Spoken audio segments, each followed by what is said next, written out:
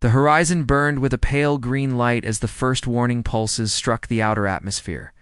Ships streaked silently through the void, shadows against the dying sun of the homeworld. On the surface, the ground trembled with each distant impact, sending clouds of dust into the air that smelled faintly of metal and ozone. Among the fleeing citizens, a young engineer named Eli led a small group across the fractured plains, clutching a compact scanner that beeped erratically with every quake. Eli's mind raced. They had been warned that the invasion would come, but nothing prepared them for the sudden emptiness of the cities, the abandoned markets, and the eerie silence of the central tower where life had once pulsed in vibrant waves.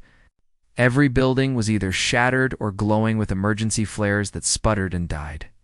He glanced at the faces around him.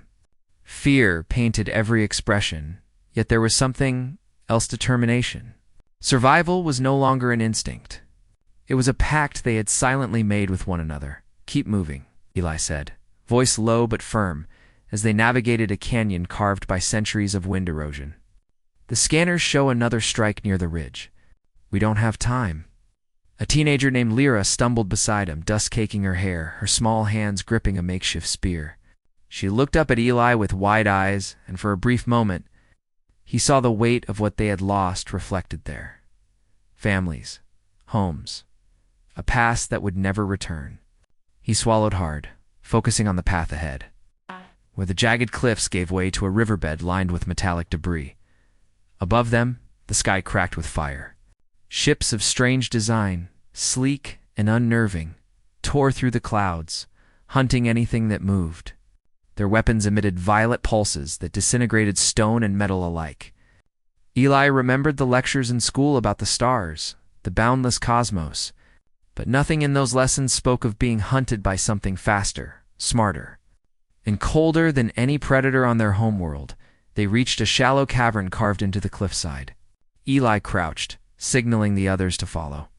The scanner chirped rapidly, detecting movement. Not from the surface, but from the walls themselves. "Aliens?" Lyra whispered, fear tight in her throat. "Not sure," Eli said.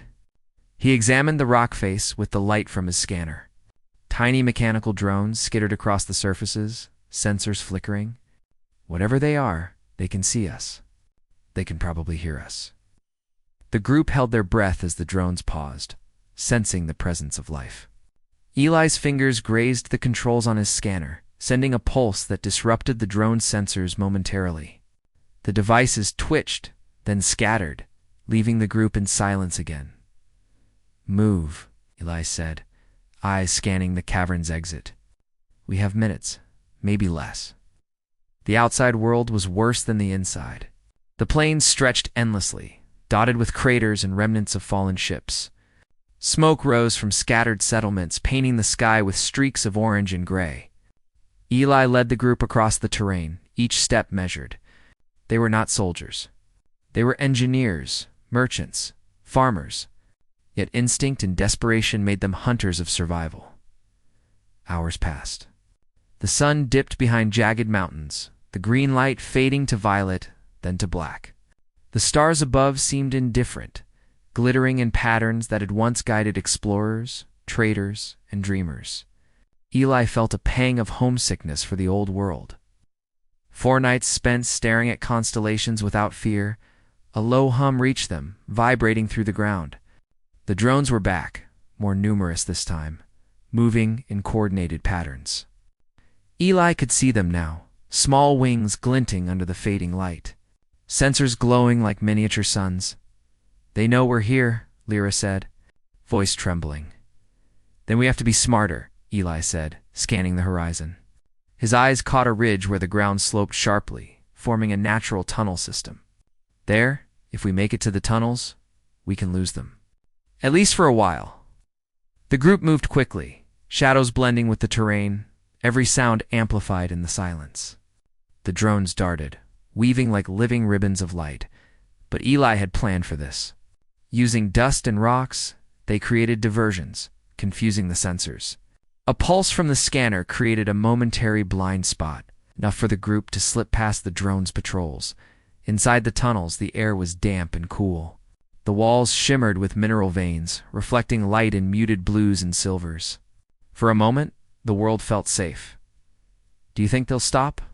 Lyra asked, leaning against the wall. Eli shook his head. "No, they don't stop. They don't rest. But we move, we hide, we survive. That's enough."